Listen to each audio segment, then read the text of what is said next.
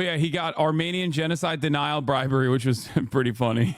Like, of course he did. Because of course he did, okay? We're going to talk about the serious stuff in a second. Hold on. That had long been understood to be part of the investigation, but these charges make clear the conduct, as alleged, is much broader than that, Diane. And Mayor Adams has denied all wrongdoing. How is he responding now that this indictment's unsealed? We haven't heard from the mayor since the indictment was unsealed mere minutes ago, but we do expect the mayor to make remarks outside Gracie Mansion, where he's been huddled with advisors, attorneys, and aides.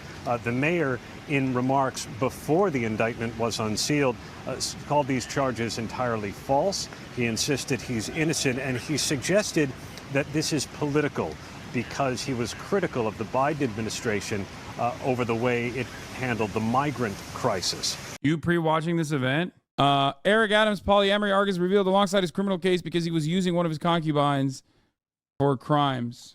Now, this is why I am better than the likes of people who are bad at their jobs. When I was talking about how Eric Adams was obviously an incredible meme potential many years prior and continued my support for Eric Adams, there were other incredible tacticians, brilliant political minds out there glazing him. Why? Because they're always wrong. And why? Because I'm always right. Here's Nate Silver, also known as Nate Copper. It's probably foolish to think a New York City mayor will successfully translate into being a national political figure, but I still think Eric Adams would be in my top 5 for who will be the next Democratic presidential nominee after Joe Biden. He's going to be good at getting media attention and has a chance of carving out a niche that's different from what other Democrats are offering. That's a potentially powerful combination given how primaries are conducted nowadays. Also, the competition isn't great. I need you to understand, these people have terrible political instincts. When I was at the cut telling you that Eric Adams undoubtedly will, one, get indicted, and two, be a spectacular failure across the board. There was the likes of Brett Stevens, who gets paid the big bucks to say Eric Adams is going to save New York. Look, I don't need to diss you off, but I'm particularly annoyed by all the savvy liberals who insist that Adams was a true moderate police reformer. All he did was shovel money to the NYPD, let them run as a criminal gang, do the bidding of real estate, and go clubbing as predicted. Exactly. Adam Johnson is correct. That is all Eric Adams did. And it's fun to have this moment of celebration. And I think it's an important moment of celebration because it shows once again how bad the political instincts are of the liberal intelligentsia and how utterly stupid they are and how much they just basically repeat and operate as a way of like normalizing dog shit politicians simply because they have arrived at a position of power and they are on the left flank, ostensibly, with right-wing ideals. That's simply all it takes for so many liberal intelligentsia to just simply say, it's great. This guy is great. Why is he great? Because he's like a conservative guy, but running on a Democratic ticket. He's got a D next to his name, and he's conservative. That's all it takes for mainstream media to immediately hype you up. No analysis, no serious look into the affairs, no serious interrogation of like what this person's point of view is and whether or not this is like popular, or even if it is popular, is this going to be good? Is his agenda going to be good for the population in general? Not even a little bit. If you want a fun time seeing how unfathomably dumb all the most serious politicians and journalists are in America, just Google Eric Adams date range 2021 to 2022, a treasure trove of how the discourse is controlled by colossal clowns. National Dems are calling in a new communications expert, Eric Adams. Joe Biden embraces New York's mayor as crime wave threatens Democrats. Again, wrong. The crime panic in New York State almost cost them the elections in New York. You had Lee Zeldin gaining momentum as a direct consequence of Kathy Hochul adopting the fucking right-wing framing on crime. Meanwhile, it was literally the criminals themselves also conducting these affairs. The press and politicians were so desperate to delegitimize the George Floyd protests, and along came a tough black cop. It was like catnip or opium. Joe Biden embraces New York's mayor as crime wave threatens Democrats. New York mayor offers National Dems a hand in 2024. I want to make sure the party retains the White House, Eric Adams said in a sit-down with Politico. Nate Silver also said he's going to be a glorious national politician. New York Post said, vote to save New York. Pick Eric Adams today for the future of our city. Brett Stevens, Eric Adams is going to save New York. Here is our favorite goat, Olivia Nuzzi, trying to get a prominent slot in the polycule. Also, another incredible hack, Olivia Nuzzi. I think she can write a decent article. I will admit that. But ultimately, once again, her ideological rudder is so firmly planted in the contrarian right, and also busted her.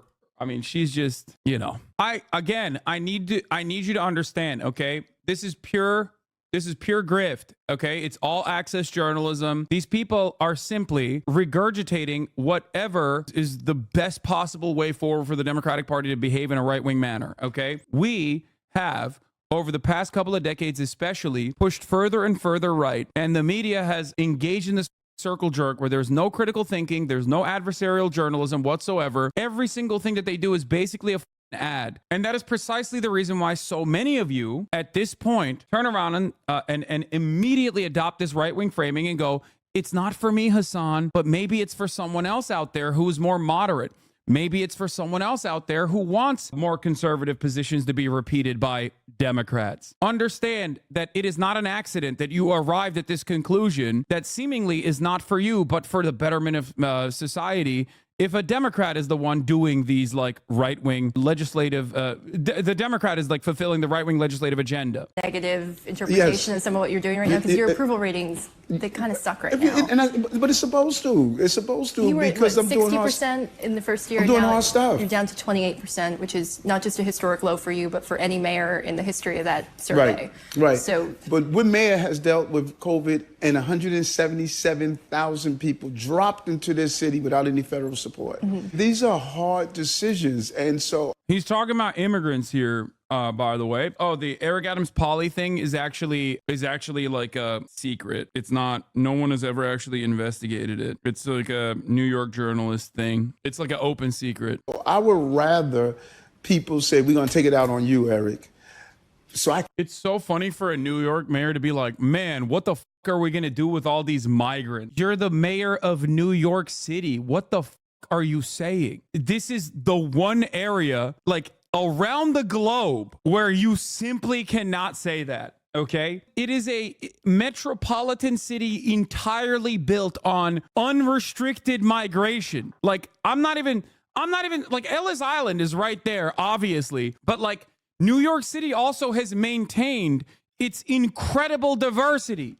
What the f are we talking about? Like, it is one of the most diverse places on the planet, dog. What do you mean, these migrants? Can navigate us through this. Yeah. It's my responsibility. I'm the mayor of the city, and I don't sit back and say, oh my God, my poll numbers are down. No, people are going to look back over this and say, this guy managed us through the crises, because the legacy is not what people think of you while you're there, is where people look back. When you compare what I have done to any other man in the history of this city, people are going to see what I've done. New Yorkers are angry.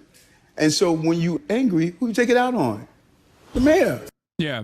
He's like, it's not that New Yorkers are mad at me because I suck and I just basically stole public funds and gave like additional tens of millions of dollars to my buddies in the NYPD, which I was a part of, remember? But actually it's because they just don't understand.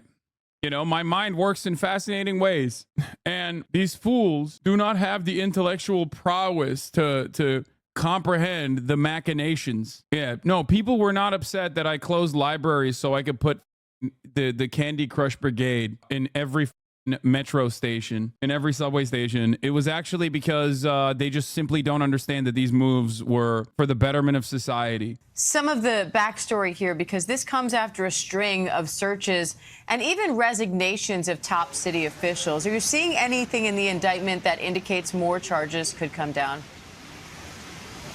Well, I'm still going through it. It's 57 pages, but Mayor Adams is the only defendant named in this indictment. So for all of the searches and seizures involving other top city officials of late, the federal prosecutors have chosen to indict only Mayor Adams. Yeah, increased overtime for subway duty from $4 million to $155 million.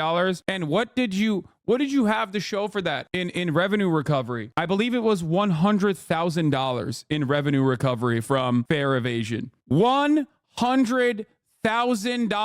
Now explain to me if this is how you actively do good governing. Also, these freaks recently shot a bunch of people, including themselves. Remember, or maybe He just wanted to give his buddies more money. Eric Adams stole $10 million of